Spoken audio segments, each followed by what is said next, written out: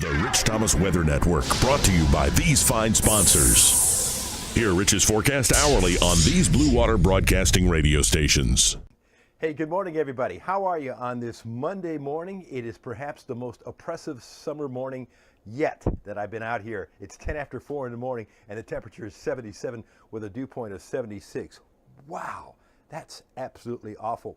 Well, storms took a day off yesterday. The radar was quiet, but storms will make a big comeback in the next day or two. I'll walk you through the week ahead. I'll show you how storms may thin out later on in the week and why that will happen. Plus, the tropics are starting to get very interesting over the next few days. And I'm not talking about Gert. I'm talking about some other things down the road. We'll look at the tropics. And have you got any eclipse glasses yet? Well, be careful. Some of the eclipse glasses that have been sold are bogus and are not good. We'll talk about that in just a little while.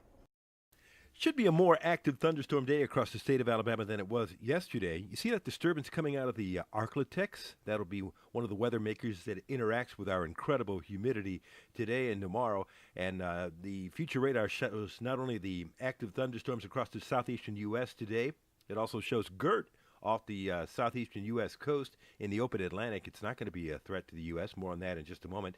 Today, partly sunny. I think there'll be a decent chance of scattered showers and thunderstorms, especially in the afternoon and evening. 91 easily. 75 the low tonight. I think the heat index will be near 100 today. I think the showers and thunderstorms will be rather numerous again tomorrow. Dew point temperatures are in the mid and upper 70s. By Wednesday, perhaps fewer storms as we get into the middle of the week. That's because up in the upper atmosphere at 20,000 feet, a ridge will be developing, and that tends to suppress showers a little bit. But still, with high dew points, there'll be a few storms around. Maybe fewer storms on Thursday, perhaps. I've got the rain chances a little bit lower at 40%. Same thing on Friday, maybe 30 to 40% Friday. And then the weekend still is a question mark. We'll wait for more information to see on how that's all going to develop. Right now, I've got the rain chances at 40% Saturday, and you can see that there.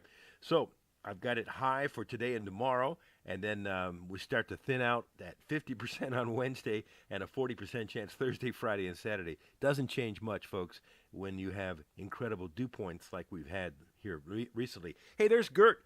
Gert looking pretty healthy out there in the tropical Atlantic. It looks like it's going to bypass the U.S. It looks like it's going to bypass Bermuda and not be a threat to anybody. There it is going into the open Atlantic. So goodbye, Gert. And meanwhile, our attention shifts to Invest 91L. South of the Cape Verde Islands, heading in the direction of the islands, 50% chance of development. And the models indicate that this thing is probably not going to make the curve and may be a future threat to the United States. Perhaps, in fact, here's the European suggesting that, this thing could get into the Bahamas and eventually into the southeastern U.S. We'll have to watch 91L. And also the European showing these probabilities of developments of a tropical cyclone, showing the tropics are going to get very busy over the next 10 days and beyond. European also showing that thunderstorms will be around Monday, Tuesday, and Wednesday, and then maybe thin out a little bit on Thursday, and then more thunderstorms over the upcoming weekend. This is the European out 10 days. Meanwhile, we're looking at temperatures, and I think we're easily in the lower 90s today, maybe down a degree or two tomorrow with increase in showers and storms. But generally, most days this week will be in the lower 90s. Friday, perhaps the hottest day at around 93. Download our weather app with the hourly forecast and the 10-day forecast and the radar and the future radar and push notifications for watches and warnings. It's for not only your smartphone, but also your tablet. It's a great thing to have on the tablet. It looks beautiful. Go to the App Store and search Rich Thomas Weather.